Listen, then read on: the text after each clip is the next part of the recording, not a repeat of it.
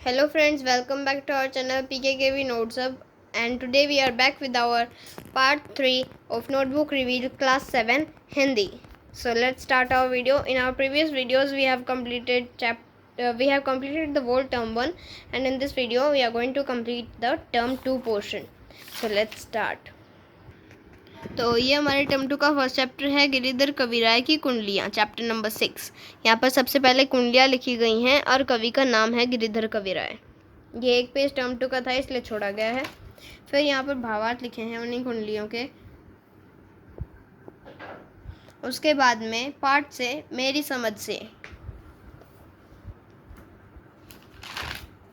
इसके बाद हो सकता है कि आपके समूह के साथियों ने अलग अलग उत्तर चुने हों। अपने मित्रों के साथ चर्चा कीजिए कि आपने ये उत्तर क्यों चुने। पंक्तियों पर चर्चा, यहाँ पर ये पंक्तियों के अर्थ लिखने थे। फिर उसके बाद में सोच विचार के लिए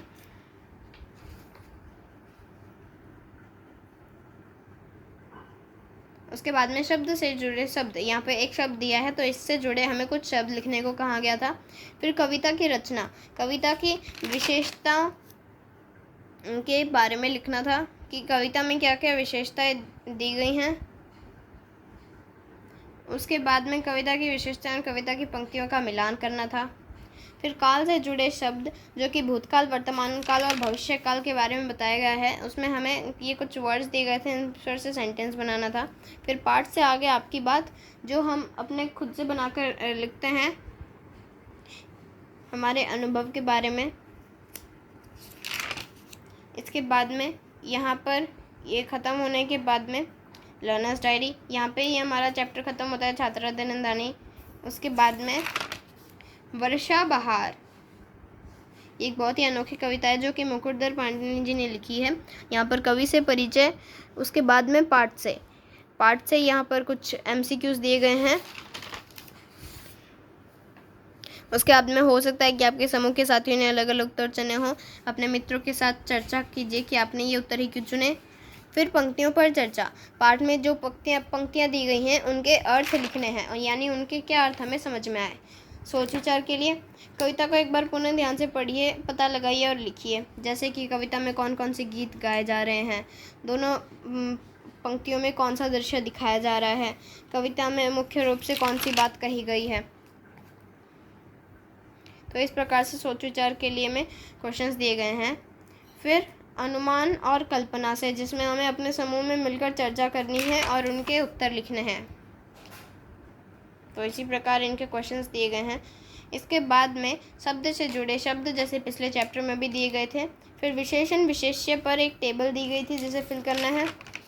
उसके बाद में यही विशेष्यों का फिर पाठ से आगे आपकी बात, जो हमारे अपने मन से हमें जो क्वेश्चंस बना के लिखने थे ये वो हैं। आशा करती हूँ आपको ये हमारी वीडियो अच्छी लग रही होगी।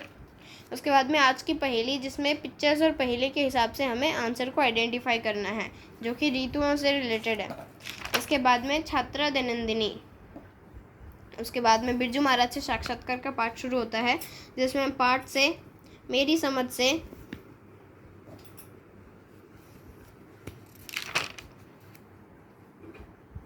उसके बाद में अब अपने मित्रों के साथ चर्चा कीजिए और कारण बताइए कि आपने ये उत्तर ही क्यों चुने। फिर पाठ का शीर्षक बताना है कि ये शीर्षक आपको क्यों दिया है और आपने क्या नाम सोचा है वो लिखना है। पंक्तियों पर चर्चा, कुछ पंक्तियाँ दी गई हैं और उनके मीनिंग बताने हैं, जैसे तुम नौकरी में बट जाओगे। सोच विचार के लिए ये एक साक्षात्कार है बिरजू महाराज का, एक इंटरव्यू है ये, उसी के बेसिस पर यहाँ पर सोच विचार में क्वेश्चंस दिए गए हैं। फिर यहाँ पर कुछ प्रसंगों को पहचान कर उन पर चर्चा करने को बोला गया है, तो ये कुछ प्रसंग हैं। फिर शब्दों की बातें, शब्दों का प्रभाव, फिर पाठ से आगे कला का संसार। तो यहाँ पर कथक के बारे में ही बताया गया है कि उसमें क्या क्या विकास हुए हैं। फिर लोक नृत्य और शास्त्रीय नृत्य में क्या अंतर है। फिर साक्षात्कार की रचना, प्रस्तुत साक्षात्कार के आधार पर बताने को कहा गया है। उसके बाद में आपके प्रश्न किस प्रकार से होंगे इस साक्षात्कार में वो पूछा गया है। फिर सृजन, जिसमें कि हम दर्शकों को कथक नृत्य कला के बारे में क्या क्या बताएंगे वो लिखने को कहा गया है। फिर इस कार्यक्रम की सूचना देने के लिए एक विज्ञापन तैयार करने को कहा गया है। फिर यदि इस नृत्य कार्यक्रम में कोई दृष्टिबाधित दर्शक है तो वह नृत्य का आनंद लेना चाहे तो इसके लिए विद्यालय की ओर से क्या व्यवस्था की जानी चाहिए, उसके बाद में साझी समझ। नीचे दिए गए भारत के मानचित्र में राज्य अनुसार शास्त्रीय एवं लोक नृत्य दर्शाने को कहा गया है। उसके बाद में छात्र दैनंदिनी। फिर पार्ट 9 चिड़िया। पीपल की ऊंची डाली पर बैठी चिड़िया गाती है।